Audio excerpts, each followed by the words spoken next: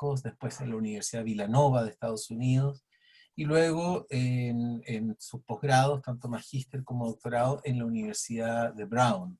Pero fue en la Universidad San Marcos, donde gana su primer premio literario, el premio Eduardo Zavaleta, el año 2002, y después, 2 años después, hace su primera publicación. Es un autor que es bastante prolífico en la prosa, y tiene muchos libros, algunos de ellos están disponibles en las librerías, digamos, de Chile. Solamente para mencionar un par, podría decir, por ejemplo, Lecciones para un niño que llega tarde, que fue publicado por la editorial Duomo de Barcelona, ese es del año 2011, o el libro Marginalia, que es un breve repertorio de pensamientos prematuros sobre el arte poco notable de leer al revés, que es un libro del año 2015, editado por Odradek. Estos son solamente 2 de muchos libros del cual él es autor. En el año 2010, la revista Granta, que selecciona anualmente a escritores jóvenes en el idioma inglés y también ahora en el idioma español, ese año, el año 2010, lo seleccionó como uno de los 22 escritores más relevantes, menores de 35 años. Ese año también fue seleccionado junto a Samantha Schweblin, por ejemplo, y también junto a Alejandro Zambra. Ahora, es costumbre nuestra que cada vez que tenemos un invitado extranjero, pedimos a un escritor local que haga de presentador para poder iniciar este diálogo. En este caso, tenemos la suerte de que aceptó esta responsabilidad la poeta y narradora Antonia Torres. Ella se está conectando desde Valdivia. Ella estudió periodismo y después estudió literatura en la maestría y también en su doctorado. Se doctoró por la Universidad Heinrich Heine de Düsseldorf. Ella, como poeta, es autora de libros como Las estaciones aéreas, del año 99, Barba de Palo, Orillas de Tránsito, Inventario de Equipaje y Umzug, de editorial Cuarto Propio, del año 2012. Además de que su obra puede ser encontrada en muchas antologías. El año 2017 publica su primera novela a través de la editorial Random House, que se llama Las vocales del verano. Y este año, recién, acaba de aparecer en Editorial Aparte, una antología que reúne toda su poesía más algunas obras inéditas. Esta se titula Las secretas costumbres. En el año 2003, Antonia ganó un concurso de poesía que es importante en el sur, es el concurso de poesía Luis Oyarzún. Entonces, yo ahora quisiera dejar con ustedes Antonia, que se va a hacer cargo de la presentación de Carlos Yoshimito. Muchas gracias, muy bienvenida Antonia y también bienvenido Carlos. Muchas gracias. Buenos días. Gracias Rodrigo, muchas gracias por la presentación y gracias a la cátedra Roberto Bolaños de la Universidad Diego Portales por haberme invitado. Para mí es francamente un honor y también son, como decíamos al comienzo, un poco las oportunidades que nos permite paradojalmente esta pandemia, ¿no? Como esta conexión. Voy a partir rápidamente porque yo creo que lo interesante es escuchar al escritor Carlos Yoshimito. Espero que ser suficientemente breve. Me ceñí al mínimo de palabras que se me sugirió. Así que buenos días a todos y parto con la presentación que he titulado Carlos Yoshimito a la hora última. Aprender a morir en días en los que la muerte nos hace guiños, inescrutable, desde un lugar cada vez más cercano. Aprender a morir cuando la muerte se ha vuelto algo más democrática que de costumbre. Aprender a morir como si fuera a nadar de noche. Aprender a morir como los personajes de Carlos Yoshimito en alguno de sus relatos, esos que no importan a nadie, o a casi nadie, los que mueren de una estocada bajo una farola descompuesta, o a patadas y tirados en una zanja entre la maleza y la indiferencia. Aprender de la muerte comillas, y lo cito a él, severa pero condescendiente, como si fuera, lo cito de nuevo, una vieja institutriz plagada de virtudes que toma mucho tiempo apreciar. Cierra la cita. Aprender entonces de esa vieja enjuta, severa y estricta que por estos días nos tiene a algunos, los paradojalmente privilegiados, pensando en ella desde el encierro, encerrados pero al menos pensando, encerrados pero al menos leyendo. He leído aún demasiado poco a Carlos Yoshimoto, pero identifico algo político en su escritura. Resulta bastante evidente en ese conjunto de aforismos ensayístico-literarios que constituyen su marginalia, breve repertorio de pensamientos prematuros sobre el arte poco notable de leer al revés. Aparece de manera más compleja y metafórica en algunos de sus relatos. En Marginalia, una suma en apariencia arbitraria de ideas, comentarios y pensamientos dispersos, es posible, no obstante, identificar algunas constantes. Primero, la identidad, tanto la colectiva como la individual, como una cuestión o problema cruzado por el contrasentido. Para Yoshimoto, la emergencia del yo, uno de los grandes trofeos del proyecto filosófico moderno, es producto de una anomalía. El centro sólido de lo propio, un asunto que se revela más allá, en otro lugar o en el otro. Luego, la ética neoliberal aparece como ejemplo del fracaso del proyecto emancipador y democrático moderno. Finalmente, la pregunta irritante sobre la idea de ciudadanía que para Yoshimoto parece dar botes sordos en un cuarto vacío hasta perder la inercia. ¿Dónde está el poder y cómo se administra? Cito al autor: el poder estaba en gestionar la oquedad, no el contenido. Cierra la cita. Responde el escritor en uno de los tantos microensayos literarios de Marginalia. La corrupción y la mediocridad de los estados contemporáneos son muestra palpable de ello. También lo son en sus relatos. Precariedad, injusticia, violencia, marginalidad. ¿Se pueden articular estéticamente esos asuntos por medio de un lenguaje literario que embellezca la miseria? Al parecer sí, ya lo hizo su coterráneo Cromwell Jara. Mucho antes, tan humano y tan desencajado César Vallejo. Tal vez sea efectivamente su genealogía de migrante la que haya obligado a Yoshimoto a una constante educación de la sensibilidad, como dice por ahí en una entrevista. Una sensibilidad que obliga a afinar el ojo y ver poesía en lo impensado y en lo que muchos preferiríamos no mirar: los extramuros, las quebradas, los basurales. La imaginación estética necesaria para pensar de manera crítica e independiente esas zonas obliteradas y a veces hasta romantizadas por el mercado. Esos tramos de indigencia con visos de pintorequismo que entrevemos apenas desde el minibús camino al aeropuerto de cualquier capital latinoamericana. La imaginación imperiosa de un autor que sitúa historias en un espacio topográfico real que en verdad ignora, Brasil, pero que ha leído, soñado, fantaseado, como sucede en su libro Las Islas. Tal vez porque ese sea el único modo de pensarnos a nosotros mismos, otreándonos por vía del arte. En el hermoso cuento La Isla, 3 hombres acostumbran a salir de pesca en una lancha hasta los límites del mar cerca de una enigmática isla. El padre, el hijo y un viejo, Giraldes, especie de amigo, empleado de esta pequeña familia y que en cada uno de estos viajes comanda la nave y es el encargado de la pesca. 3 masculinidades distintas reunidas por la prematura muerte de la madre y la profunda miseria del tercero. El mar los mece cálidamente en su regazo. El mar los contiene y a la vez los atemoriza. En un punto de cada uno de estos paseos, el padre abandona la lancha para nadar hasta la isla. Mientras tanto, el niño narrador se queda con Giraldes en un fragmento indefinido de tiempo, enseñanzas y contemplación. El niño entonces ignora a qué va el padre a esa isla, hasta que con el tiempo ya no le importa saberlo.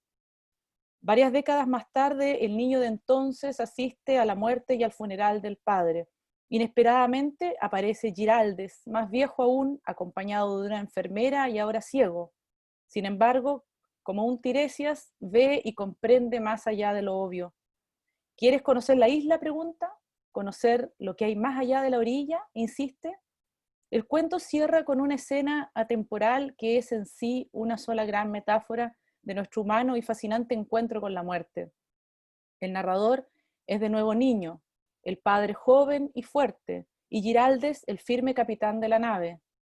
Atrás las casas, las dunas como bestias prehistóricas, las sombrillas abiertas como branquias de un gran pez. Cito: el mar continúa ahí, sus lenguas, sus significados. Cierre de la cita. Nos dice el narrador que a estas alturas es indefinido en edad y tiempo. Esta vez sí navegarán y arribarán los tres juntos a la isla. Esta vez sí bajarán a recorrerla. Cito: ¿qué dirá cuando la lancha toque por fin la tierra? Sí, tengo miedo, pero también tengo curiosidad por saberlo. Cierre de la cita. Leer puede enseñarnos a morir. Leer a Yoshimoto sea tal vez un comienzo. La muerte, su misterio, una isla que imaginamos y a la que nunca terminamos de llegar. Gracias por la invitación, Carlos, Rodrigo. Dejo con ustedes entonces a Carlos Yoshimoto y su conferencia Leer nos enseña a morir. Muchas gracias, Antonio. Te aplaudo con este icono silenciosamente, pero definitivamente agotaría las palmas, ¿no?, si lo hiciera. Es un texto maravilloso y debo confesar que ahora me siento bastante avergonzado por lo que ha escrito. Quería agradecerte también, Rodrigo, por la organización, por la amable invitación. Cecilia, muchísimas gracias, es un honor ser parte de la memoria ahora, ¿no?, de la cátedra abierta. Yo he intentado poner por escrito algunas ideas con respecto a dos motivos que me cuestionan permanentemente. Uno de ellos es la lectura y la otra la muerte. Intenté darles un orden, pero como notarán, cuando empiece a leer, todo tiene un componente todavía muy abocetado, ¿ya? Así que les pido disculpas. Como ven, yo soy bastante analógico aún, teniendo la pantalla impreso todo. Son 11 páginas, así que según mi cálculo debe tomar unos 35 minutos aproximadamente. El día de hoy me gustaría compartir con ustedes algunas de las intuiciones que he ido acumulando con los años sobre la función más radical que tiene, en mi opinión, la lectura. Leer es aprender a morir. Son, como podrán imaginarse, un mero discurrir a ciegas por los contornos de la lectura. ¿De qué otro modo puede ponerse por escrito, después de todo, una intuición? William James decía que era como encender una lámpara lo suficientemente rápido como para examinar con esa misma luz la naturaleza de la oscuridad. Se trata obviamente de una metáfora y también de una paradoja. Una explicación que no explica, diría Clarice Lispector, pero que explica, no sabemos cómo. Permítanme que empiece entonces tropezando. Mi primer tropiezo es de orden etimológico. Intuir significa percibir instantáneamente algo, pero desde una cercanía tan próxima a la intimidad, que eso que es observado debe ser al mismo tiempo protegido.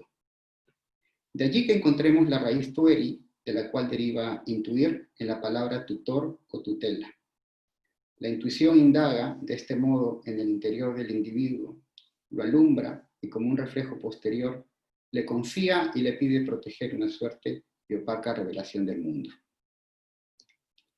En el mundo secular de hoy, quizá las intuiciones son esos restos, los residuos del conocimiento previo a las palabras o las huellas que dejó un tiempo mudo en nuestra memoria. Hace algunos meses leí por primera vez a Clement Rosset, quien escribió las siguientes líneas en un bello libro titulado La lección de las palabras. Cito: sin la palabra, que es la única que cuenta en la expresión de un pensamiento, el pensamiento en cuestión no es nada más que un fantasma en espera de un cuerpo. Donde faltan las palabras para decirlo, falta también el pensamiento. Fin de cita. Naturalmente, Rosset es un optimista. Piensa que el mundo se conjura lingüísticamente. En el ámbito de las intuiciones, yo creo que no es siempre posible, y que así como los seres humanos debieron imaginar la nada, el espacio vacío pero real de la nada, con el número 0 como símbolo, también debieron hacer algo semejante con la experiencia de la muerte, que pasó a ser igualmente un resto con volumen propio, invisible, pero necesario para darle equilibrio al universo del sentido. Mi propósito ahora es indagar intuitivamente dicha materia oscura, la de la lectura que atraviesa la singularidad de morir. Consideremos esta idea a la luz de Robert Faucier, el gran medievalista francés. Cito: la muerte en todos los siglos y en todos los lugares ha sido siempre una aventura individual. Lo que la rodea, en cambio, es un rito institucional de la vida social, ritos de acompañamiento que tenían como fin, en realidad, consolidar la comunidad de los vivos, más que acompañar, más allá de la vida, a quien la abandonaba. Fin de cita. Como la del moribundo, la del lector es también una experiencia desamparada y silenciosa, cuyo acompañamiento solo lo rodea o lo abandona en ese margen. Nunca estamos más individualizados que cuando tenemos un libro en las manos. Por eso, leer es aprender a morir, puesto que nos quedamos en la orilla de una experiencia para la cual no hay un itinerario. Aceptamos precisamente por eso mismo la insuficiencia de las palabras para las cuales no hay pensamiento, sino tan solo intuición. Cuando hablamos de la lectura en los espacios públicos, por lo general cumplimos con los ritos de acompañamiento a través de la socialización de sus prácticas. Decimos, por ejemplo, que la lectura clarifica nuestro pensamiento y por consiguiente hace más compleja nuestra comunicación. Decimos que restablece la dispersión de nuestra identidad en el tiempo, que nos ayuda a identificarnos con los demás, haciendo de nosotros seres más empáticos e idealmente mejores ciudadanos. Por eso repito, en primer lugar, leer es para una corriente de la vida pública un rito de acompañamiento. Leer cohesiona a la comunidad de lectores. Pero ¿qué es para nosotros en esa experiencia radicalmente individual, incapaz de ser dicha, apenas intuida? El relato de la función de la literatura, como la historia privada del lector, es desde luego menos accesible y más difícil de comunicar. Intuida es una explicación que no explica, pero explica, no sabemos cómo. La lectura sería, en consecuencia, una conjura metafórica de esa imposibilidad. Primera parte, acto 1, Hamlet entra leyendo un libro. La historia que quiero contarles ahora, esta historia individual y solitaria, empieza casi un año atrás con la muerte de mi padre. 2 semanas después, el 12 de agosto, hago un esfuerzo por mencionársela a un grupo de estudiantes sentado en un salón de clases a punto de empezar las lecciones sobre Hamlet de William Shakespeare. La muerte ha dejado de ser por primera vez una palabra para convertirse en algo más intuitivo. En su secreta, dolorosamente protegida inminencia, esconde ahora un nombre, un recorrido, una memoria y un íntimo e inexpresable dolor. Por eso, siendo incapaz de contarla, en realidad, voy a leer un libro. Primera cuestión asociada al rito de acompañamiento de la lectura. Hamlet es la historia de un largo proceso de duelo que es irrealizable. Por eso, la condición patológica de su protagonista es inherente al del individuo melancólico. La memoria, el fantasma del padre, se rehúsa a marcharse y así deambula inconclusamente poseyéndolo, restándole parte de su yo, diría Freud. La obligación que le asigna es curiosamente la restitución de un tiempo dislocado. Restaurar el mundo en desorden es su prioridad ahora, el mandato del padre, no así curarse a sí mismo. Hamlet es el lector enfermo, el lector en crisis. Por esa razón, Ricardo Piglia, que ha leído Hamlet magníficamente, sostiene que el protagonista es un héroe de la conciencia moderna y que la incertidumbre que la atormenta es propia de ese lugar intermedio que debe ocupar entre el mundo arcaico, el de los oráculos, los espectros y la venganza, y el mundo de la razón y la intimidad, cuya subjetividad como lector ya encarna plenamente. Por eso, poco después de confrontar al espectro, aparece con un libro en las manos, y Shakespeare anota: Hamlet entra leyendo un libro. No importa lo que lee o si lee o no, dice Piglia. Lo que importa es que Hamlet se representa a sí mismo como un lector. La melancolía vencida por el duelo equivale al oráculo vencido por la lectura. La condición moderna estaría dada por el duelo, por la capacidad para avanzar y reparar racionalmente, a diferencia del tiempo mítico, que es esencialmente melancólico, cíclico. El libro en las manos de Hamlet conjura, de alguna manera, la profecía.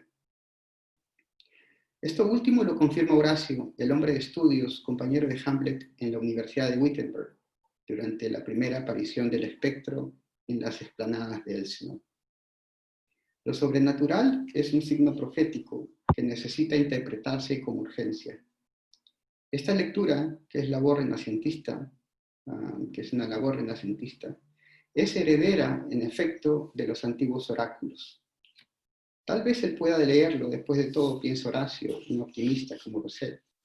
Tal vez pueda dar luego también el testimonio de la aparición, de forma que sirva como garante de esa primera función del autor, ante el príncipe a quien informará en nombre de los demás testigos. Al final Horacio intuirá correctamente, pues el fantasma anticipa la derrota de Dinamarca, lo que hace de la sombra del difunto rey un prodigio en toda regla. Horacio dará también testimonio por el segundo fantasma, intermediando como testigo en la vida esa última promesa hecha al príncipe, cuando el rey de Noruega, Fortinbras, entra a la corte inmediatamente después de la representación real de la venganza. Aquí toda la historia se cierra, es decir, se conjura. Horacio cumple con el juramento de la explanada y también con la promesa de la agonía. Exorciza a través de un mismo ritual a ambos fantasmas. Es el hombre letrado, después de todo, quien exorciza con su testimonio a la muerte. Y por eso, como narrador, es el sobreviviente el que está obligado a sobrevivir. Habría que añadir algo más. Quien muere, quien está obligado a morir, es el lector.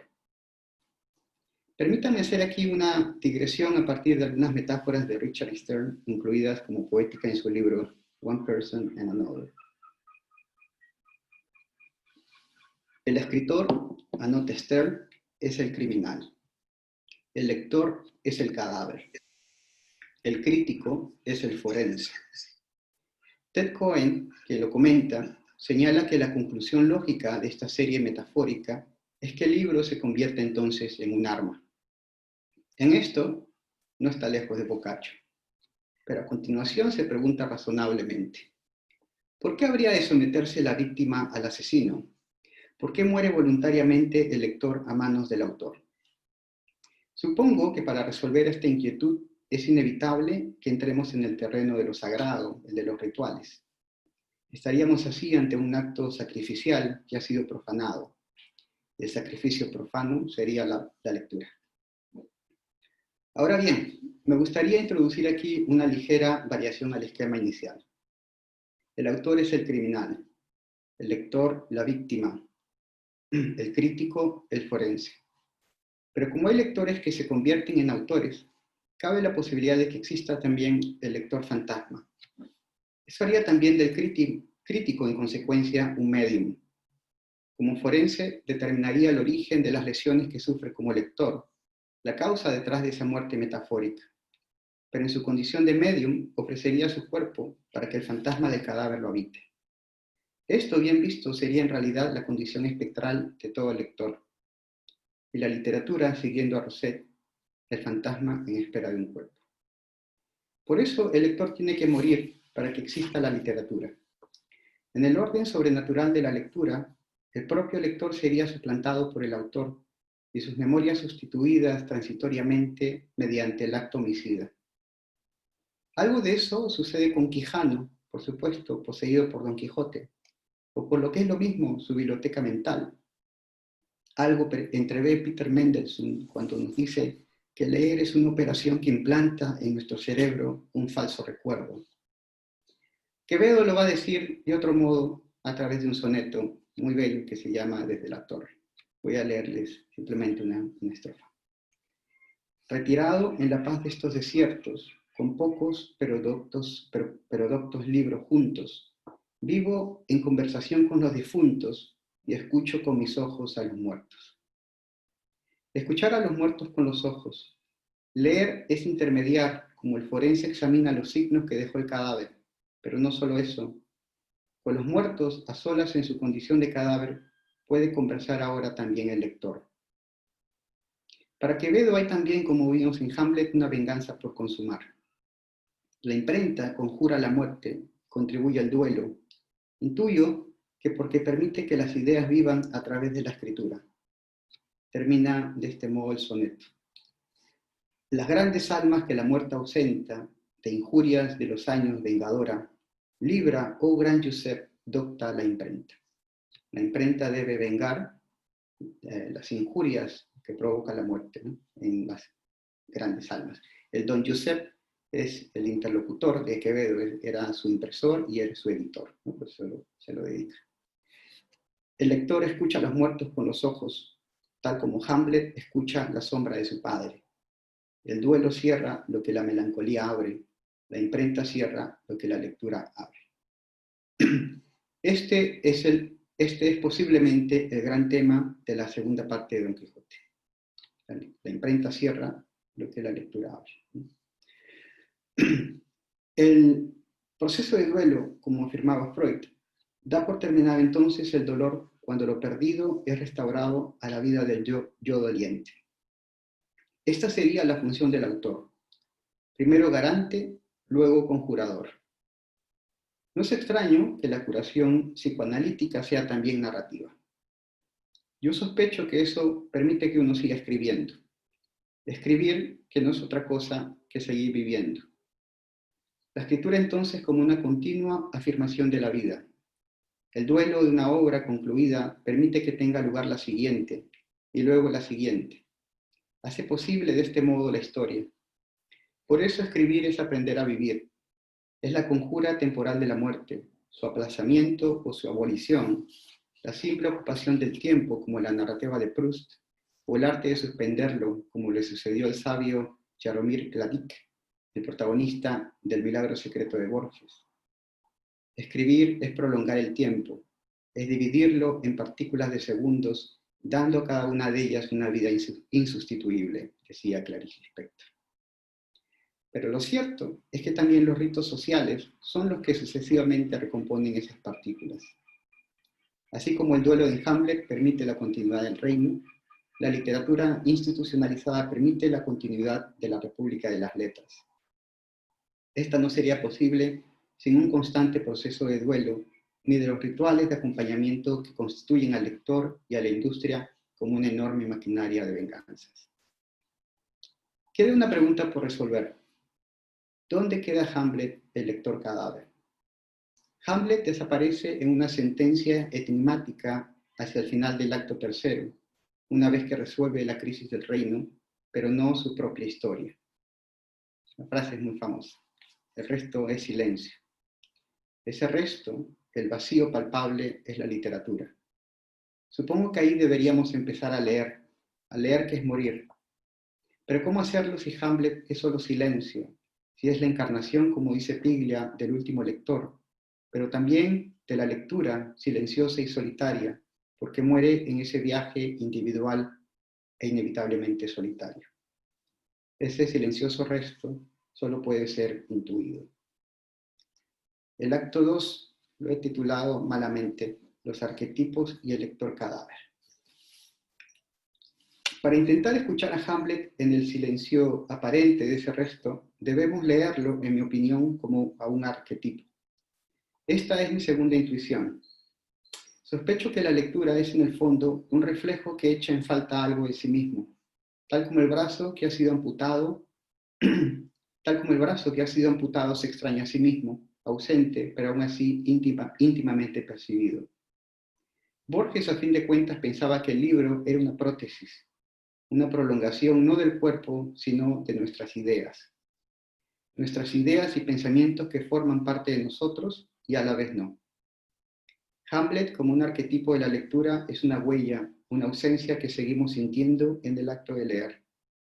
Es el borde del acompañamiento hasta donde podemos llegar con las palabras y a partir del cual empieza un silencio elocuente, la radical función de la lectura que se le parece a la muerte.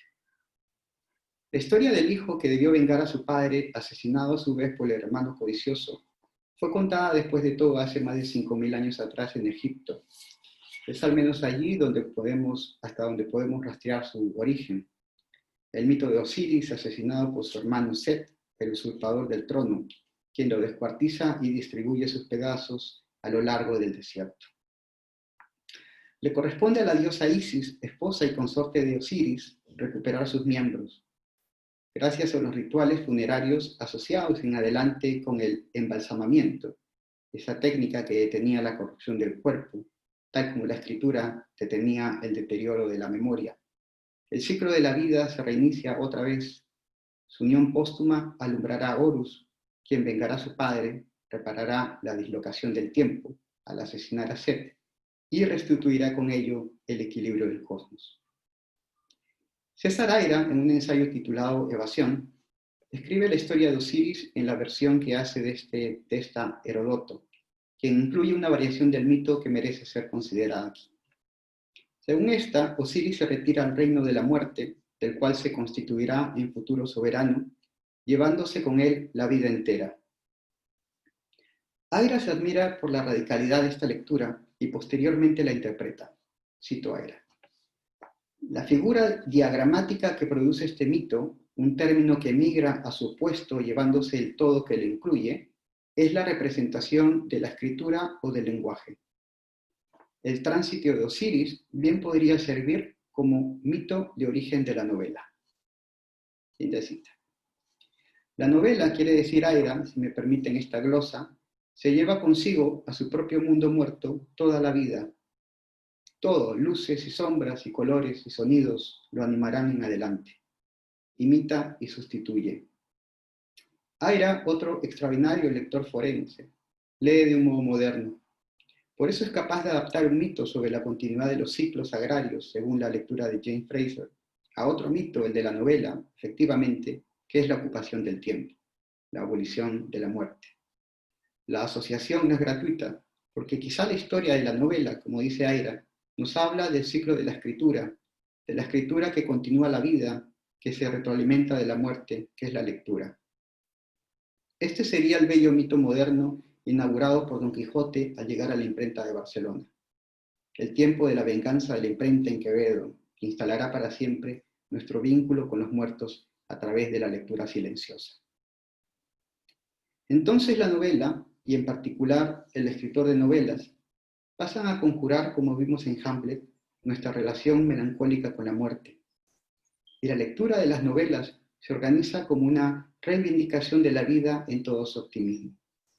Esto último lo advirtió Walter Benjamin en El narrador. Cito: el lector de novelas busca efectivamente seres humanos en los que pueda descifrar el sentido de la vida. Por eso, de un modo u otro, debe tener de antemano la certeza de asistir a su muerte. En todo caso, a la muerte figurada, el fin de la novela. Aira tiene razón al decir, pues, que la muerte sustituye a la vida y que esa es la función de la literatura moderna. Los simulacros contemporáneos, la hiperrealidad, no serían otra cosa que su natural exacerbación. Lo que atrae al lector de este dispositivo, como diría Benjamin, es la esperanza de calentar su vida que se congela al abrigo de una muerte de la que lee. Morimos como lectores para darle vida al personaje. Su memoria ocupa la nuestra provisionalmente, y durante ese tiempo de excepción en el que todo se suspende, somos o creemos ser inmortales.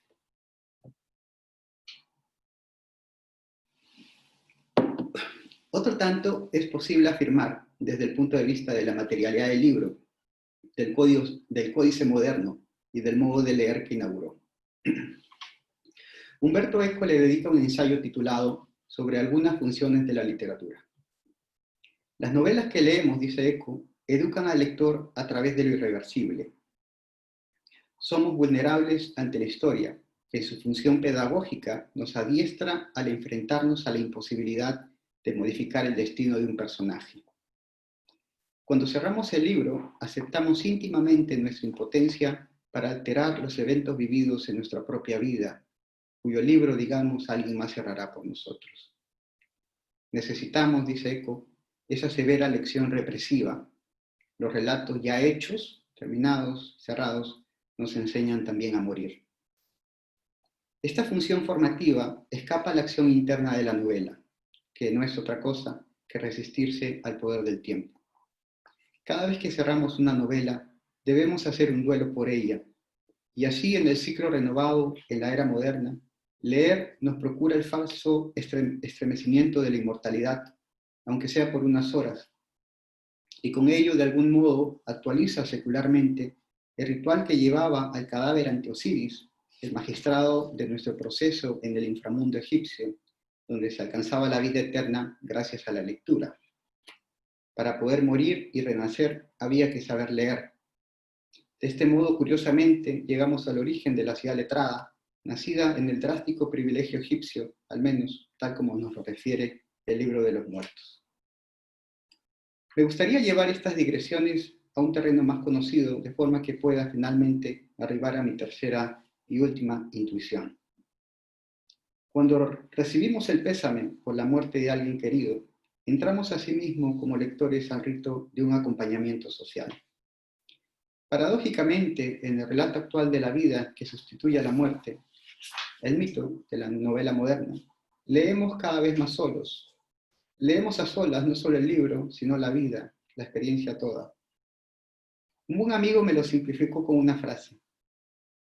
Era más fácil morir cuando sabíamos a dónde ir.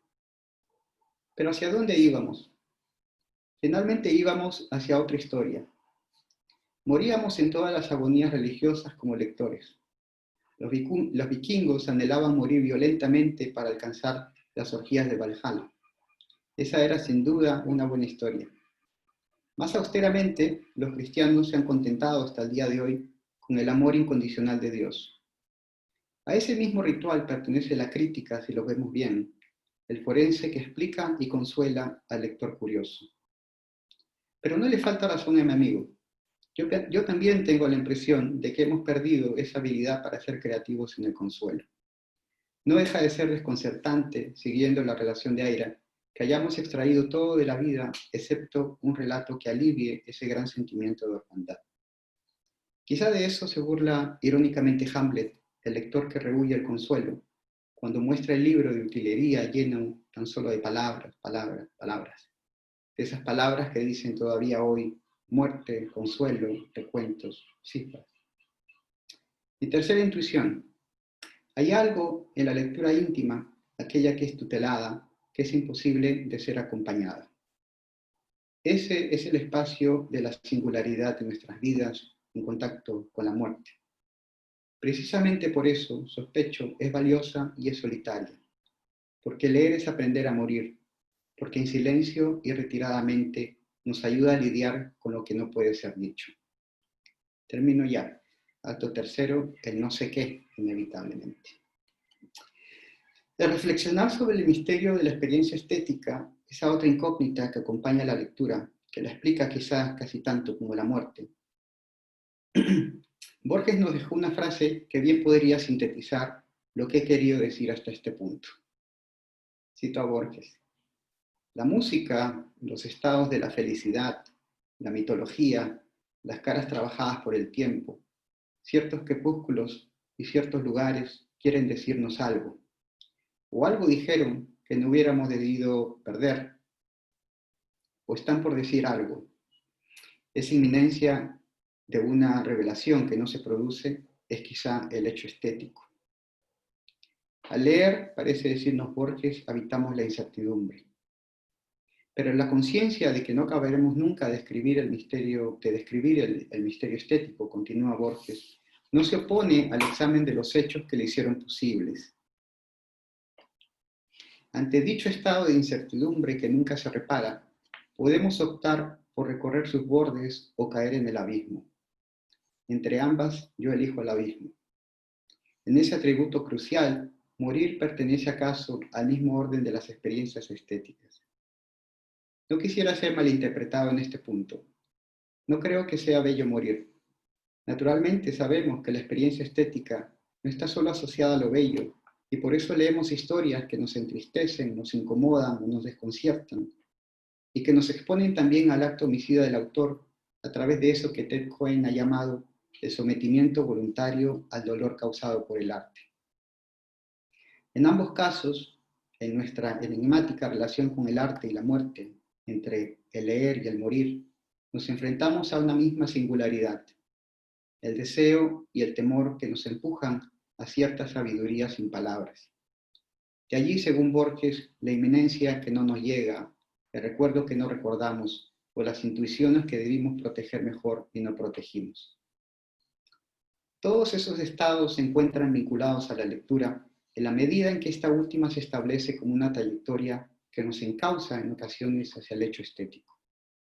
Sobre este punto, Giorgio Agamben afirma que es significativo que nuestra propia forma de relacionar la percepción con la experiencia estética requiera de una metáfora, el gusto. Paladeamos con un sentido faltante, algo semejante, según parece, al síndrome del miembro fantasma. Esa sensación de un vacío. De allí que al momento de querer expresarlo, tampoco podamos, excepto por un no sé qué que se intuye. Voy a citar a Leibniz, a quien cita a su vez a Agamben. Vemos que los pintores y los artistas saben bien qué ha sido hecho con rectitud o malamente, pero con frecuencia no pueden dar razón de su juicio y dicen a quien los interroga que en aquello que no les place falta un no sé qué. Entonces, con el fin de expresarnos resignadamente a través de esas palabras que se nos quedan en la punta de la lengua, apelamos a un sentido faltante o latente, según Agamben, el gusto, que no puede ser descrito a no ser por medio de metáforas. Sospecho en este punto que la experiencia radical de leer nos pone en contacto con esa carencia, con ese vacío paradójicamente excedente, que sin embargo llena toda nuestra vida. Leer es el exceso y la resignación, y también el aprendizaje de la resignación. Esa experiencia límite que, según Montaigne, parece que aleja nuestra alma de nosotros, enseñándonos hacia morir, al menos por imitación. Es curioso, en todo caso, que hayamos normalizado esa metáfora del alma que se distancia del cuerpo, cuando en realidad, quizá, más que alejarnos, lo que nos ocurre a los lectores es que morimos para adentro, como dicen que mueren las estrellas. Pero me gustaría volver a Hamlet, ahora que voy a terminar esta charla. Tenemos delante su famoso monólogo de la cuarta escena del acto 3. El miedo terminal del lector no es dormir sino soñar. Hay en el sueño, después de todo, una incertidumbre. To die, to sleep, perchance to dream. Dormir es morir. Con esto volvemos a una intuición mágica, supongo, según la cual dormir es aprender a morir, puesto que se trata de una anticipación temporal de lo que más adelante será definitivo. Esto persiste tal vez en la conciencia del niño, a quien debemos socializar también a través de dicha práctica. Esta intuición es quizá la de los niños que no quieren dormir, la intuición tal vez de que estar despierto es mejor que soñar. Al contarles historias que los conduzcan al sueño, muchas veces fantástico e imaginativo, los preparamos secularmente para la muerte. Antes los preparamos para la oscuridad como un ritual, aunque sea profano. Quizá hay aquí, en esta historia sencilla, otro arquetipo, el de Sherezade, el miedo a dormir y a soñar que se conjura con la acumulación de historias que acaban por prolongar la vigilia. Una historia distinta a la del insomnio como derrota y como sabiduría, para la cual tendríamos que remontarnos a la epopeya de Gilgamesh, el origen de la escritura y también el origen de la civilización, como un enfrentamiento desigual, no contra la muerte, sino contra el miedo a morir. Pero esa es otra historia, una historia que no se cuenta, la del solitario héroe que cruza el mundo en busca del único inmortal solo para recibir una lección. Si no podemos vencer al sueño, menos aún a la muerte. La historia que se cuenta hoy, tal vez la única que se nos cuenta, es un traslúcido reflejo de la vida pública, en la que el optimismo del narrador abole por un instante y tal vez para siempre la muerte. Muchas veces, viendo mi biblioteca, cuyos volúmenes aumentan agolpándose a medida que envejezco, me pregunto si no repito esta historia de manera involuntaria. Si cada libro que compro en exceso, sabiendo de antemano que el volumen de la biblioteca será siempre mayor al tiempo que tengo para vivir, no es la consecuencia de un profundo miedo y también de una silenciosa esperanza. Bueno, eso es todo. Gracias. Muchas gracias, Carlos. Recibe de todos nosotros un aplauso digital para no saturar los micrófonos. Y eh, yo quisiera aprovechar el entusiasmo de todo el público, gente que llegó a la hora, porque yo me imagino que esto se puede transformar fácilmente en preguntas y en algún diálogo. Pero antes de abrir el micrófono a todo el mundo, me gustaría saber si Antonia, quien tuvo la responsabilidad de presentarte, tiene ella alguna pregunta, ya que en esta habitación virtual vendría a ser ella la lectora aventajada. Gracias, Rodrigo. Bueno, gracias, Carlos, también por la conferencia. No sé si tengo una pregunta, porque en verdad, de alguna manera siento que la conferencia me ha sobrepasado. O sea, una de las reglas de estas conferencias es que uno como presentador no tiene conocimiento de la charla, ¿no? No conoce el texto. Entonces, para mí también ha sido una especie digamos, de un bombardeo de ideas, de estímulos, y resultó ser efectivamente, como tú anunciaste, una conferencia bastante exigente desde el punto de vista intelectual, pero muy estimulante por lo mismo. Entonces, más que una pregunta o tal vez un comentario que tú puedes retrucar, me parece muy hermosa esta idea, que además es una recurrencia en la literatura del escritor, digamos, o más bien, yo diría, haría una precisión mía, por cierto, a la idea del escritor como criminal, pero también a la idea del escritor convertido en narrador, ¿no? Este desdoblamiento que se produce, en donde ya no es el criminal, sino que es de alguna manera es el sujeto eterno, ¿no? O sea, el que permanece, ¿no? O sea, está en esa idea en Borges, recuerdo siempre ese cuento Borges y yo, donde hay un Borges que es el que habla y dice, y ese otro Borges que colecciona cosas y que da conferencias y que en el fondo es un sobrado y es el personaje, ¿no? Es el autor. Me gusta mucho ese modelo que planteaste del escritor criminal, el lector como víctima o cadáver, no recuerdo a quién citaste, y el crítico como forense, pero también me gusta mucho la idea que aparece también en la literatura universal del lector que puede de alguna manera aplazar mediante la lectura su propia muerte hasta un minuto inevitable, como en Continuidad de los Parques, por ejemplo, Cortázar, ¿no? O sea, el lector que en el fondo asiste a su propia muerte, ¿no? A la historia de su propia muerte, y lo que citaste de Cherezade, ¿no? Que es en el fondo la narradora que logra aplazar su propia muerte a punta de literatura y a punta de imaginación. Entonces yo creo que en el fondo lo interesante es, desde mi punto de vista, es como, ¿qué tenemos que tratar de ser? ¿O hay algún punto intermedio? ¿Tenemos que tratar de ser todos autores en alguna medida, o más bien lectores de esta propia novela, o de este propio gran poema, o de esta propia tragedia, o esta épica? Depende qué son nuestras propias existencias? ¿Cuál, no sé, si hay un punto intermedio, ¿cuál sería la opción? ¿No? ¿Ser lector o ser autor? ¿O se puede ser las dos cosas al mismo tiempo? No lo sé. Bueno, es una pregunta difícil porque demanda una respuesta personal, ¿no? Yo optaría, yo me veo a mí mismo como, es decir, siendo yo mismo el sujeto de examen, ¿no? Que tengo más próximo. Diría que a mí me ha ocurrido experimentar ambas facetas, en dos periodos muy diferentes, ¿no? He sentido el periodo de la vida plena del escritor, ¿no? Del escritor que no muere, el sujeto que no muere a través de la escritura. Pero últimamente en estos años me siento más silencioso, me siento más lector, ¿no? Y tal vez es algo que sobreviene con el tiempo. Aprender a morir es también aprender a guardar silencio, ¿no? Creo que esa es una lección que nos da Borges, en cierto modo, ¿no? Ahora, estas preguntas surgen, creo yo, en toda la mente de los escritores. No sé, creo que si no están apareciendo conscientemente, están ahí como un sustrato, como una especie de latencia.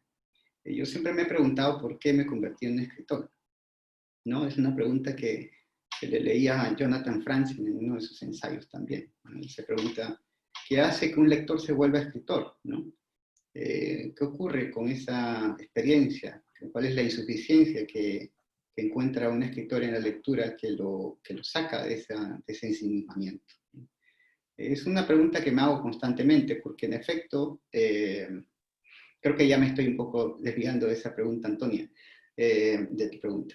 Pero creo que es fascinante para los escritores y lectores, sobre todo, que procedemos de familias en las que no ha habido lectores. ¿Cómo me volví lector en un hogar en el que había libros, pero no había lectores? Es una experiencia fascinante, a mí me intriga mucho. En este ensayo de Franzen, que me gustaría recordar cómo se titula, él entrevista a una antropóloga estadounidense y ella le dice que tiene una teoría que a mí me parece hasta el momento la más interesante de todas que he podido leer. Y ella dice, cuando un niño está rodeado de libros, pero sobre todo de padres lectores, ese niño se queda en el estatus de lector, ¿no? Sin embargo, cuando un niño no tiene el acompañamiento de los padres y sin embargo se vuelve lector por sí mismo, es decir, cuando la lectura se vuelve una rebeldía, inevitablemente terminas escribiendo, ¿no? En ese sentido, pues la escritura estaría asociada con una rebeldía, con un descubrimiento mucho más íntimo y tal vez recóndito, ¿no? De la lectura. Pero esa es una de las preguntas que me intrigan, ¿no? Creo que hay varias preguntas que a un escritor tarde o temprano le interpelan, ¿no? Una de ellas es cómo se convirtió en un escritor, por qué no quedarse en esa naturaleza ya suficientemente feliz que es la lectura, en la condición de lector, que nos lleva a escribir. Y la otra pregunta que me parece esencial es, por supuesto, ¿qué lector es uno mismo, ¿no? ¿En qué tipo de lector se vuelve, ¿no? Bueno, no sé, Antonia, si te respondí. No, era una excusa para seguir hablando de la conferencia. Perfecto. Sí, yo prefiero que darle el tiempo y la palabra a la gente del público, ¿no, Rodrigo?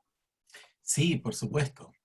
Entonces, mira, lo que vamos a hacer, y esto es un recado para el público, que ustedes en la barra de reacciones tienen la posibilidad de levantar la mano. Entonces, que por favor lo hagan para que nuestro anfitrión, que es el ayudante de la cátedra, Daniel López, pueda ver sus dedos, sus manos, señalando que tienen una pregunta, y de a poco le vamos a dar un turno a cada uno de los que quieren intervenir. Pero por mientras, Carlos, yo quería felicitarte porque te has metido en el tema de todos los temas y quizás en el minuto eh, más atingente y menos prudente para hacerlo. Es decir, justamente estamos en un minuto donde la muerte campea por esta parte del mundo. Nuestros países tienen un registro muy triste donde la muerte ha avanzado, sobre todo en las poblaciones más débiles, entre ellos, digamos, gente de menores recursos. Y nosotros aquí estamos hablando de la lectura, con esas preciosas imágenes donde Hamlet entra leyendo un libro, nada más de palabras, y después cuando demuestra que asume su adultez, entiende que tiene que permanecer en silencio y morir. Que son imágenes, claro, que han resistido 450 años, que están en la cultura, pero pertenecen a un nivel de sofisticación cultural que nos aleja precisamente de aquella población que está sufriendo esta muerte real y concreta. Entonces yo te quería hacer una pregunta, Carlos. ¿Cómo uno sostiene una metáfora de la lectura y la muerte en momentos donde tiene que responder a gente que está esperando una reflexión en torno a esa metáfora, pero en un contexto donde quizás no hay espacios para metáfora, porque la muerte es inmediata y es concreta y es cruel?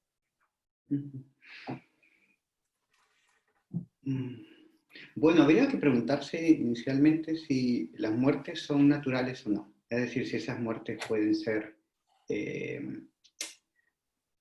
prevenidas, ¿no? Y solucionadas. Esa sería una perspectiva política. Cuán responsable es el Estado en todos los casos que estamos viendo de la muerte de sus ciudadanos, ¿no? Cuando una muerte no es natural y es prevenible, entonces es profundamente injusta, ¿no? Ahora, ante lo inevitable creo que siempre es mejor decir la verdad, ¿no? Miren, yo creo que hay un problema en la vida contemporánea que a mí, por lo menos formalmente, intelectualmente, me ha llevado a esconderme cada vez más en o esconderme, no, pero refugiarme un poco más en las etimologías, ¿no? Porque creo que uno de los fenómenos contemporáneos más visibles es que nos roban las palabras, ¿no? Y así como nos roban la palabra, también nos roban la muerte, en cierto modo. Yo diría que la historia de la muerte y el modo como la enfrentamos debería ser lo más transparente posible, en el sentido de que, no sé, la palabra que campea hoy en día, la nueva normalidad, es una especie de falsa inmortalidad, ¿no? Deberíamos ser más honestos. Pensemos en el primer relato, en el primer registro del archivo de la literatura, ¿no? La historia del Gilgamesh. Me hubiera gustado hablar un poco más de eso, ¿no? Es la historia de nuestro miedo a morir, ¿no? El héroe Gilgamesh sufre la pérdida de su amigo, ¿no? Enkidu, y que es una especie de doble de sí mismo, ¿no? Es una especie de alegoría acerca de cómo morimos a través de la experiencia de alguien próximo, ¿no? Como la muerte de alguien que amamos también implica una muerte personal. Y ante ese episodio cargado de miedo, decide ir a los confines del mundo donde habita el Noé bíblico, ¿no? Ese pre-Noé que veremos en el Génesis, que es el único inmortal. Y luego de una travesía larguísima y luego de encontrárselo, este sabio obviamente le dice pues, que su búsqueda es insensata, que en realidad es inevitable que muera y que esa conciencia de la muerte lo va a ayudar a vivir, ¿no? Finalmente, Gilgamesh vuelve sabio, mortal, pero sabio, ¿no? Creo que esa conciencia es algo que se nos ha negado en el discurso público, en cierto modo. No sé, creo que en cierto modo las muertes que se pueden evitar son responsabilidad del Estado, pero aquellas que no deben ser también sujeto de reflexión, ¿no? Todos estamos inevitablemente entregados a esta fatalidad, ¿no? Creo yo. Y entenderlo nos hace vivir mejor, creo. Ese es mi punto de vista, ¿no? Es difícil decir eso a veces, ¿no?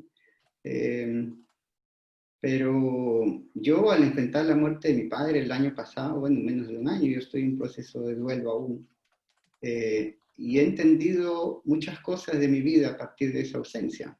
Creo que la pérdida también se resuelve con una voluntad muy íntima, ¿no? Vives distinto sabiendo que vas a morir, ¿no? Vivimos mejor.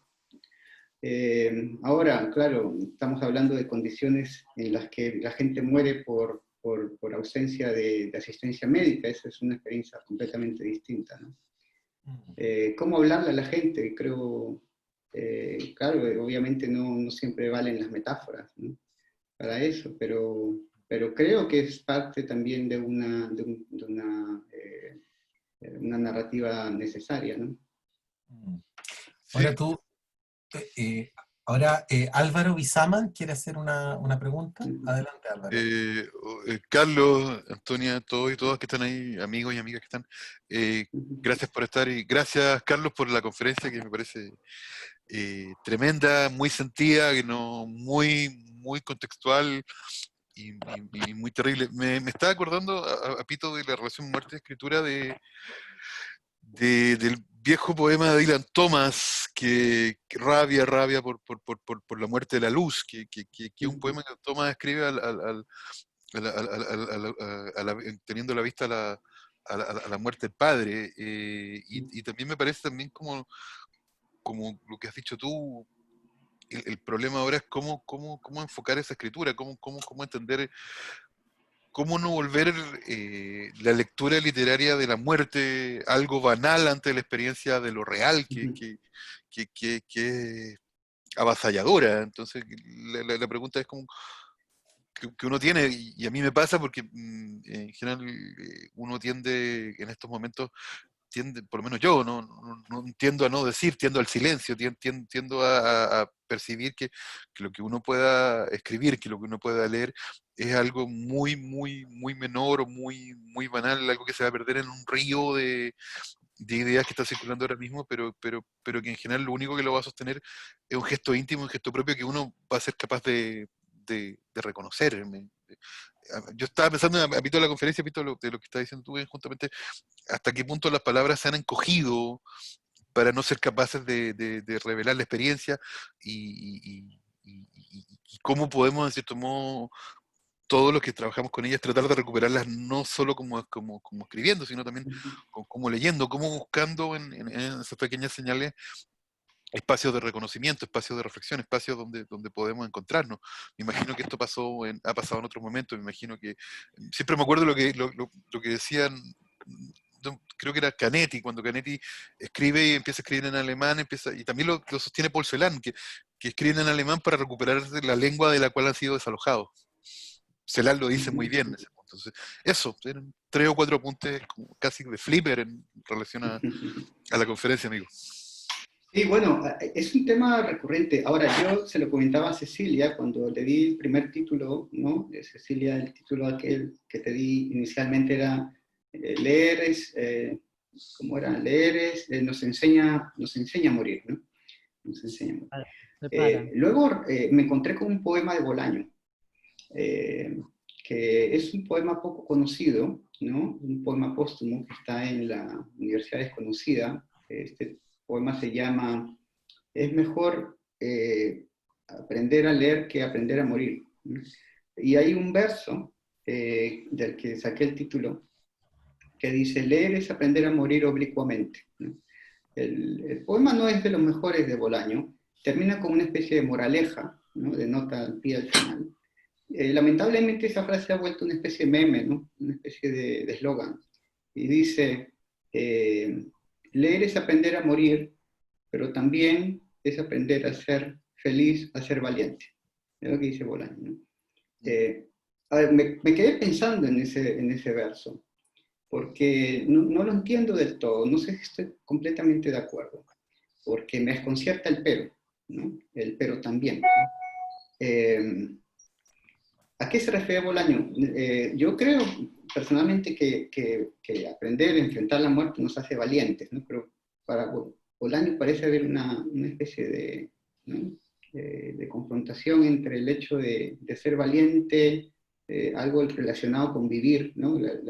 No sé, la lectura que he tenido realmente mala de ese poema es que probablemente Bolaño piensa que es mucho más valiente vivir, ¿no? que morir, ¿no? Eso se parece estar refrendándose en muchas de las obras de Bolaño, en las que, en efecto, la vida demanda una especie de valor, ¿no? Resignado hasta cierto punto, en todos sus protagonistas, ¿no? Y también algo de esto lo dice Montaigne, ¿no? Montaigne tiene un ensayo que se llama Filosofar es aprender a morir, ¿no? Que él retoma una frase de Cicerón, ¿no? Es que es un tema bastante antiguo, ¿no? Como le digo, vamos a llegar hasta el origen de la literatura, que es Gilgamesh, que esencialmente es la reflexión del tema mismo, de la lectura, de la muerte como una especie de aprendizaje, ¿no? Pero ahí también Sí. tú sugerías que en el fondo la lectura o las novelas postergan el imperio de la muerte, postergan la llegada de la muerte. A mí siempre me ha llamado la atención como lector, que creo que muchas veces el tema de las novelas o el tema de la ficción es la construcción del tiempo, es la construcción de un tiempo propio, es la construcción de un tiempo que en el fondo puede postergar, como dice Corintios, la llegada de este último enemigo que es la muerte. Y Claro. leemos... Sí, hay un poema muy bello bueno, he hecho un libro de un poeta que me gusta mucho, es un surrealista peruano, Emilio Adolfo Westphalen, ¿no? Se llama Abolición de la Muerte, ¿no? Es el tema, digamos, uno de los temas esenciales de la literatura, ¿no? Cómo la literatura posterga la muerte.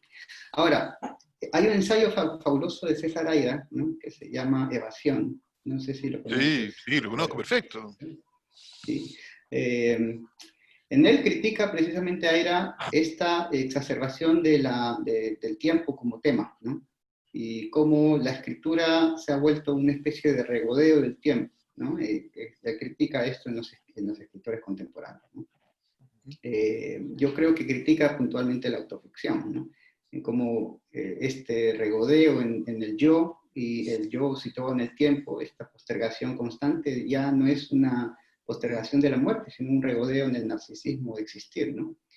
Estoy completamente de acuerdo contigo, Álvaro, en eso, ¿no? El tema del tiempo es inherente a la novela como género, ¿no? Es esta postergación constante de la experiencia, pero así como, digamos, hay una aceleración en los procesos políticos, económicos, también creo que se nota eso en algunas formulaciones de los temas contemporáneos en las novelas, ¿no? Yo en eso estoy de acuerdo con Aira, ¿no? Sí. Bien, Carlos, hay más gente que quiere participar. Cecilia tiene una pregunta y después de Cecilia hay otras personas que han levantado la mano. Aprovecho para darles saludos a todos los que han escrito en el chat. La verdad es que no lo había visto. Muchas gracias a todos por sus lindos comentarios. Sí. Bueno, disculpen porque mi internet es un poco caprichoso, así que en algún momento puede interrumpirse.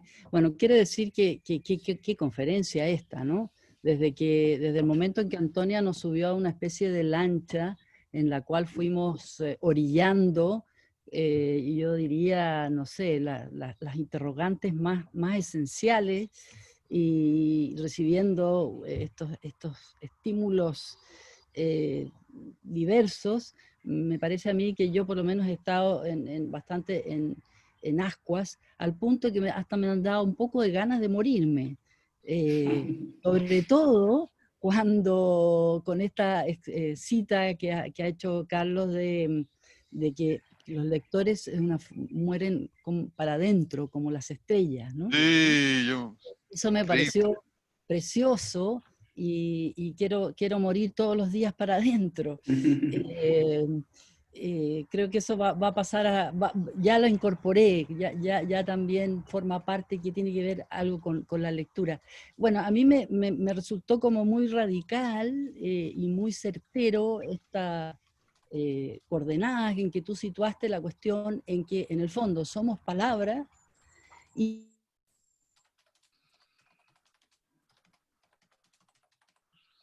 Oh, bueno. Se detuvo el tiempo.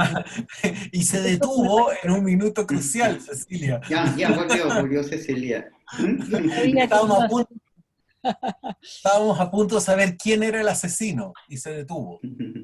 el asesino es el crítico, siempre, cuando se trata de libros y de lectura. Bueno, no, decía, no sé si esa parte se dijo que esta dilema o esta tensión crucial entre que somos palabra, eso es lo que somos, y cuando nos quitan las palabras, dijo Carlos, nos matan, pero hay algo o hay cosas que no pueden ser dichas, ¿no? Y en ese polo está todo, está toda la tensión.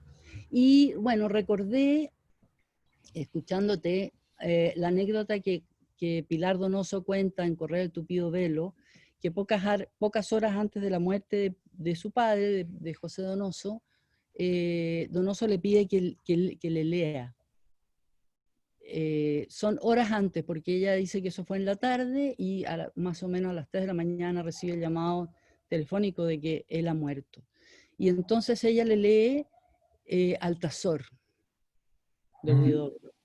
Entonces, a lo mejor el viejo Donoso, después de todo, resolvió esta tensión entre el que somos palabra y por eso la lectura, la relevancia de la lectura, porque entramos esas palabras a nuestra propia identidad, y que también hay algo que no puede ser dicho, que es la muerte. Así que, bueno, muchas gracias, Antonia y Carlos. No, muchas gracias a ti, Cecilia. Sí, iba a decir algo, se me ha olvidado. Mi memoria es muy deficiente, la verdad. Con la edad me doy cuenta de eso. Voy a tratar de recuperarlo, ¿no?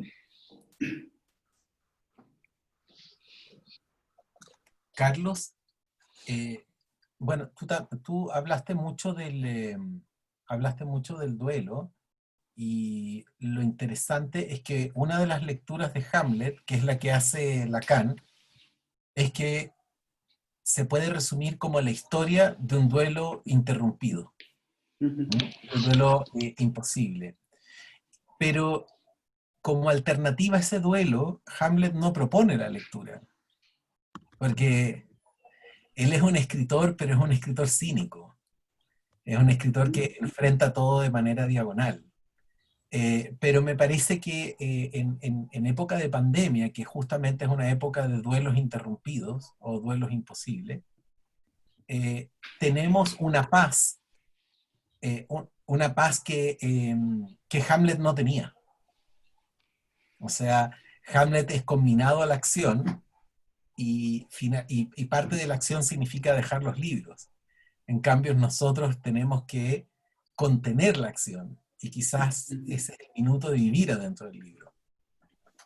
Sí, estaba pensando, de hecho, lo que ocurre en el mundo hoy en día con este atroz oxímoron, ¿no? Que es la nueva normalidad, es en realidad forzarnos a un duelo, ¿no? Un duelo rápido. Es una cosa que a mí me parece antinatural, ¿no? Pero a mí me gusta mucho esa lectura que hace de Hamlet Piglia, a mí en particular, me parece sugerente, ¿no?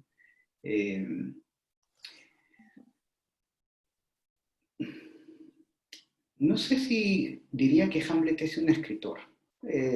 Coincidiría con Piglia en que es un lector de palabras vacías, ¿no? Pero tendría que darle un poco más de vueltas, Rodrigo. Me has desconcertado con eso. Sí, es verdad, uno puede objetar la calidad de escritor de Hamlet, porque no basta escribir para ser escritor. Se necesita un proyecto autoral. Pero, Y el proyecto Porque, autoral de Hamlet es más parecido al de un director de escena. Hasta ahí sí, llega. Pero hay un dato que a mí siempre me ha llamado la atención y no intervengo más, que es que, por ejemplo, Aleister Crowley, que es este ocultista inglés, que tiene esta biografía increíble de John Simmons, que a mí me parece uno de los grandes textos biográficos del siglo pasado, era un poeta frustrado, era un poeta que se autopublicaba y publicó una cantidad importante de libros de poesía con su nombre, con seudónimos, con heterónimos, y de pronto desemboca en la magia, desemboca en el ocultismo, porque fracasa como escritor. Porque en el fondo como escritor es solo una broma, es solo un chiste, y luego toda la teoría de la magia, que en realidad es una teoría de la cultura, existe a partir justamente de ese fracaso como escritor. Uno podría jugar con la lectura de Hitler como un pintor frustrado, uno podría jugar con la historia, que en el fondo lo que no se resuelve en la literatura, cuando se resuelve en la vida, se vuelve otra cosa. Pero me acordaba de lo que decía Rodrigo por Hamlet en ese punto, como Hamlet como un escritor que no nos importa, termina discutiendo el poder, o termina discutiendo su lectura shakespeariana, porque en el fondo no es un gran escritor nomás, no me importa como escritor. Claro, claro. Fíjense que tampoco nos dice, no nos da ningún dato acerca de lo que lee, ¿no? El libro no tiene título ni autor, ¿no? Es el único momento en el que Hamlet aparece, dice Biblia, como un libro en las manos, y no tenemos más información que eso, ¿no? Y dice, es que Hamlet simplemente quiere aparentarse un lector, ¿no? Quiere que lo vean leyendo, ¿no? Sí, sigo pensando en lo que me dijo Cecilia. No sé si está todavía por aquí. Sí,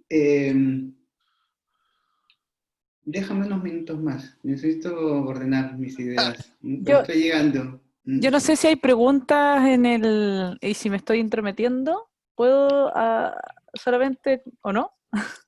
¿Hay preguntas? Sí, mira, Daniel está recibiendo las peticiones de preguntas. No sé, Antonia, si es que tú quieres Solo, decir algo más. no es una pregunta, solo es como volver sobre mi tesis que estaba contenida en la pregunta, que me parece muy hermosa la idea que también la insinúa tu ponencia, tu charla, sobre cómo la lectura y la escritura como para combatir la muerte. Es muy hermosa la idea de que sigamos nosotros dialogando con Shakespeare o con Biblia o con etcétera, ¿no? Que después de muertos, ¿no? Esa también es una fantasía cumplida del autor, ¿no? Devenido en narrador con el que seguimos hablando. Esa es una cosa muy hermosa, ¿no? Claro. Solamente, no es una pregunta, es un comentario solamente, porque seguimos, Claro. Bueno, seguimos dialogando con ellos, eso es lo impresionante. Claro, es lo que decía Quevedo, ¿no? Con respecto a que leer es conversar con los muertos, y es una maravilla, ¿no? El tiempo de la lectura es un tiempo de inmortalidad en sí mismo, porque derrumba todos los límites que tenemos entre vivos y muertos, ¿no? Sí, es interesante esto, ya Cecilia creo que arriba un poco. A ver, yo siempre creo que una de las actividades más provechosas que podemos practicar en estas épocas es la arqueología léxica, ¿no? La etimología, ¿no? Considerar, por ejemplo, es una palabra que a mí me encanta. Considerar tiene un significado muerto, ¿no? Y esto me hace pensar mucho en Lugones, que decía que las palabras son metáforas muertas, ¿no? Es decir, habitamos un cementerio, que es algo que dice Bolaño, por cierto, en un ensayo. Él dice que escribir es como estar en una morgue, ¿no? No recuerdo muy bien la cita, ¿no? De la cocina de autor, ¿no? Él habla de la cocina de autor. Bueno, pero claro, Lugones ya lo anticipaba, dice, todas las palabras que usamos han sido metáforas y esas metáforas han muerto, ¿no? Y considerar, por ejemplo, una palabra bellísima que significa, o significaba originalmente mirar las estrellas, ¿no? De ahí sideral, ¿no? Es un significado que perdimos, ¿no? El uso de las palabras lo desgasta, ¿no? Pero también en el uso público a veces acelera ese desgaste y nos roban esas palabras, ¿no? Habitamos políticamente muchos cementerios, ¿no? Bueno, eso era lo que te quería decir. Me entiendo mucho a la dispersión, como ves. No siempre respondo. Excelente. Pero creo que hay por ahí alguna respuesta. No, precioso ese viaje etimológico a considerar. Mira, quisiera darle la palabra, a la gente que la ha pedido. Entre ellos está Pablo Domeico. No sé si estás por ahí, Pablo, para que puedas hacer tu pregunta ahora. Sí, Rodrigo, gracias por... ¿Me escuchan? Ujú. Sí. ¿Me escuchan bien? Sí. Bueno, felicitar primero que nada a Carlos por su maravillosa ponencia. Bueno, yo soy un escritor y también soy un docente acá en el norte. Hago clases, de literatura en un colegio, en un liceo. Y bueno, ahí yo me tengo que enfrentar con mis lectores, que son mis alumnos, y tengo que tratar de motivarlos un poco a que lean lo que nos propone el currículum, ¿no es cierto? El plan lector y todo eso, pero al mismo tiempo estas nociones, digamos, como de la muerte, estas nociones como nosotros tenemos que tratar de reencantar a los alumnos a través de una lectura que sea vivificante, ¿no es cierto? Entonces, la idea, digamos, como lo que dice Jorge Tellier, ¿no es cierto? Palabras, palabras para ocultar lo único verdadero que respiramos y dejamos de respirar, ¿no es cierto? Ese famoso poema de Tellier que de alguna manera resume lo que de alguna manera tú has estado planteando acá. A mí me hace mucho sentido esta como triada que tú haces de autor, lector y crítico, ¿no es cierto? El autor como alguien que es asesinado, el autor como alguien que asesina y el crítico como el tipo que se tiene que encargar de este cadáver, que es el lector. No sé si estoy tan de acuerdo con la idea, digamos, como que el lector termina siendo el cadáver, ¿no? Sí, Ujú. en el sentido de que después de que termina una lectura, finalmente uno tiene que establecer una especie de duelo por ese libro que ha terminado. Yo creo que uno queda una sensación siempre como como de una orfandad, ¿no es cierto? Uno termina un libro, una lectura que le ha gustado mucho, y yo creo que con esta pandemia, tú decías algo muy interesante, que se han reactivado a la gente que vende libros en las redes sociales, y de alguna manera quizás esta pandemia ha revelado esa necesidad de la lectura como un espacio de refugio para, digamos, para Eduardo, el spleen, ¿no es cierto?, de estar en este encierro un poco obligado por una enfermedad, pero también un poco obligado por una política mundial, digamos, que nos tiene aquí en esta conferencia todos tratando, digamos, de salir adelante. Me desvié un poco de la idea que quería decirte, pero en el fondo me parece que la idea de, como decía Bolaño, ¿cierto? El lector siempre es más interesante que el escritor. Pero fíjate que yo hago un taller de literatura online y aprendiendo con los chicos que están ahí en este taller, incluso me han dado ganas de escribir cuentos, fíjate. Y leímos un cuento maravilloso se llama Enoch Soames. ¿Sí? Es un cuento de un tipo que busca la inmortalidad, ¿cierto? Y esta inmortalidad la consigue solamente vendiendo su alma al diablo. ¿Ya? Esa idea de como que el escritor necesita que su obra trascienda en el tiempo, ¿cierto? Incluso más allá de la muerte.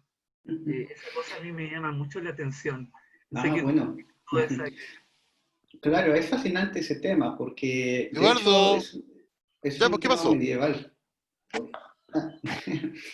Hay una serie de alegorías, ¿no? de Petrarca en la Edad Media, ¿no? Que se llaman, es la última obra que escribe antes de morir, que se llama Los Triunfos, ¿no? Y él presenta una serie de sucesión de triunfos, ¿no? Uno de una fuerza superior a otra, ¿no? Y por ejemplo dice, bueno, la muerte es superada por la fama, precisamente, ¿no? La inmortalidad de la fama. Es algo que se ha devaluado, por ejemplo, la fama, ¿no? Ya no es lo mismo que era antes. La vida moderna lo actualizó en un presente, ¿no? Atrapado y dejó de lado esa trascendencia que tenía la antigüedad. etc.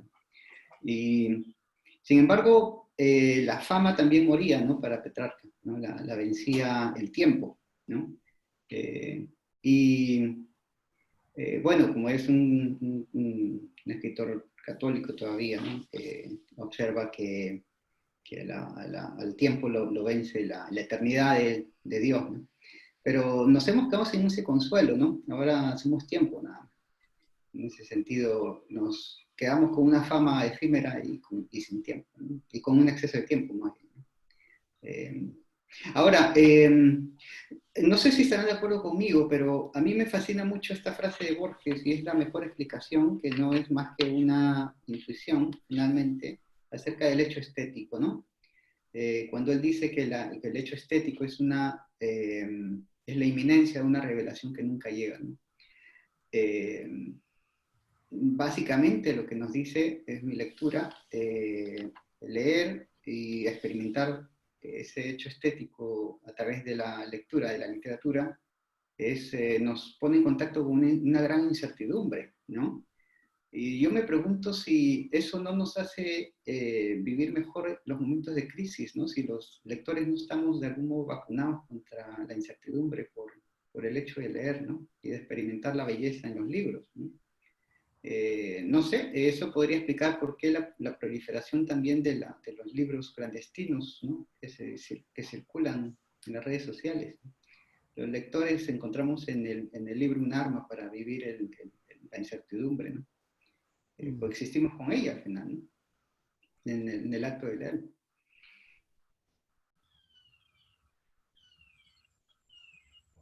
Gracias, Carlos. No, gracias a ti, Paulo. Y mucha suerte con los chicos. Yo creo que es muy bonito que haya también un momento de escritura, ¿no? Entre los jóvenes, porque ordena muchas cosas en sus vidas, ¿no? La lectura es algo muy introspectivo, a veces hace falta también esa liberación, ¿no? En la escritura como terapia, ¿no? En estos tiempos sobre todo. Ya, perfecto. Muchas gracias y muchas gracias, Pablo, también. Ahí en el chat te están pidiendo que repitas la lista de autores que mencionaste, así que para que puedas ahí contribuir también a tu público dentro de esta conferencia. Yo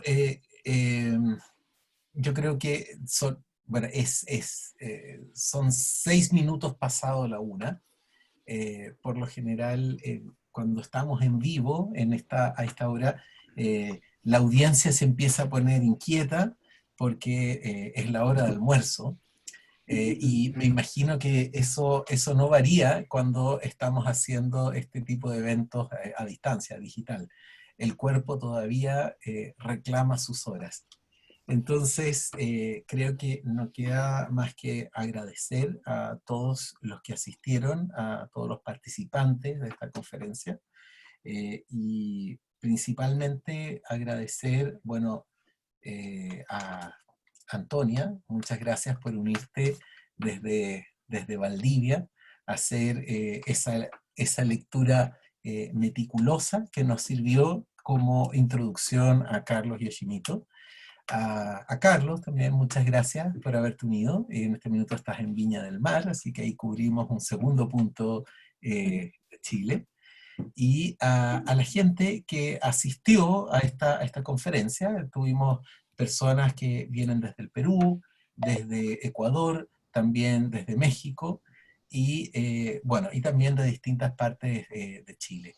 Así que eso yo creo que nos debiera llenar de felicidad, y también debiéramos utilizar este impulso, esta energía que nos acaba de dar Carlos para enfrentar nuevamente la biblioteca. No importa que existan más libros que meses o noches que nos queden como lectores. Hay que seguir ahí enfrentándonos. Y bueno, y Victoria nos recuerda, también desde Argentina. Por supuesto, ¿cómo vamos a olvidar a Argentina? Que estuvo, por supuesto, mencionada en la conferencia con todas las alusiones a Borges y a Piglia. ¿ah? Así que estaba en el texto principal. Así que, bueno, quisiera agradecerles y contarles que esta cátedra va a continuar mientras sigan estas circunstancias particulares, excepcionales. Vamos a insistir por esta vía. Y apenas podamos retomar las conferencias en vivo, lo vamos a hacer, pero como siempre, cada una de estas instancias van a ser grabadas y las imágenes van a ser compartidas en nuestra página web, de modo que si ustedes quisieran compartir esta experiencia con otra persona, van a poder compartirla desde nuestra página web, y también a principios del próximo año todas estas conferencias van a ser publicadas en texto, tanto la conferencia como los textos de los presentadores. Así que hay memoria y lectura para rato. Así que muchas gracias y me despido de ustedes también con un aplauso digital y un adiós. Muchas gracias a todos. Hasta la próxima oportunidad. Gracias, Antes Rodrigo. de irme, este es el libro de Aira, ¿no? Que me estaban preguntando. Perfecto. ¿Ya? Bueno, muchas gracias a todos. La verdad es que han sido muy amables y les agradezco profundamente su compañía. Gracias, Antonia, Cecilia, Álvaro, Rodrigo. Y Encantada. un abrazo. Gracias a ustedes. Buen día. Gracias. Chao, chao. Hasta luego. Chao, gracias, esté muy bien. Chao, chao.